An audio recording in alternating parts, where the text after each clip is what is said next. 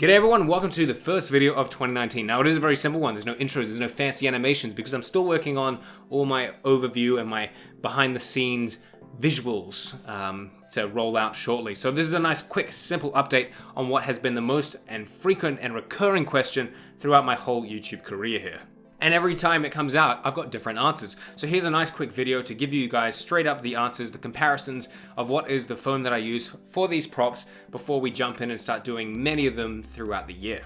So for the first year of creating content here on YouTube and creating just props in general, I was using a material called Styrofoam. And that's pretty much the premier material that I started working with and of course showed you guys here on the channel and kind of just pushed out there online. Now this was one of my very first props and you can see that it is rather crap in terms of detail and well just the overall construction of it, but this was Styrofoam. Now it was a great material at the time, I really enjoyed it. It was able to get the use that you needed and a good practice material, but you will notice that it is rough.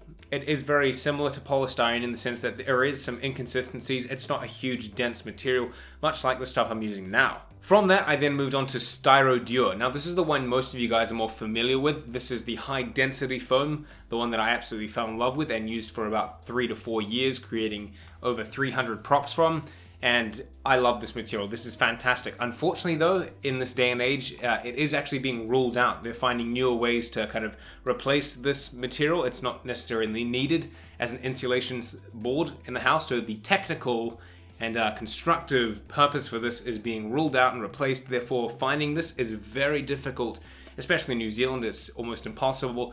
I'm not even sure about the rest of the world, but if you can find the stuff, that's Styrodur. I'm putting the name, of course, on the screen now for you guys to kind of hunt down as best as possible. If you can find this, this is what I would highly recommend you always use. And if you do it, buy it in bulk because we don't know when it's going to run out. So moving on from Styrodur, because it was impossible to find, the more common one now is Formula. Now Formula is an Owen Koenig's creation, and that is an international brand, and you can pretty much find that anywhere in the States and most of Europe. So if you can see this, it's usually either pink foam or yellow foam. I'm putting the title, of course, what it's called down below. You put that into any Google search within your country and you should be able to find a location that offers it.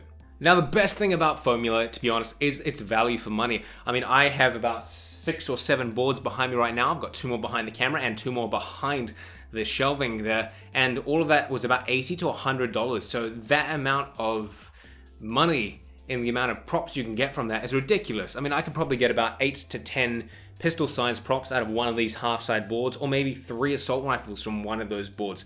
Therefore, the amount you can get for $100 worth of materials is extraordinary. And well, I think that's the best part about it, and you can't beat it.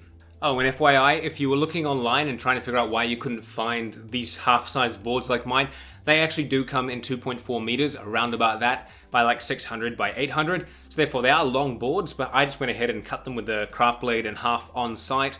That way I could actually put them in my car because I can't fit 2.4 meters inside my interior.